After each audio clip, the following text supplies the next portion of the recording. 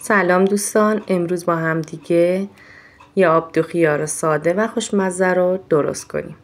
قبل از هر چیزی ممنون میشم کانالم سابسکرایب کنی و به هم انرژی بدی.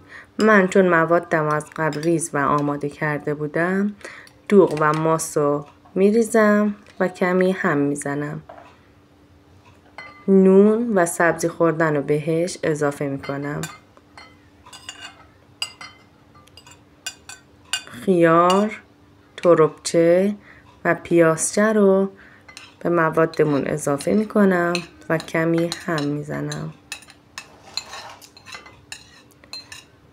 واسه خشک‌تر شدنش کمی نعنا خشک و کمی نمک رو بهش اضافه میکنم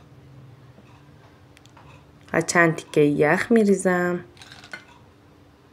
چون که کمی سفت شده بود بهش دوغ اضافه میکنم و دوباره هم میزنم تا موادمون یک نواخت بشه.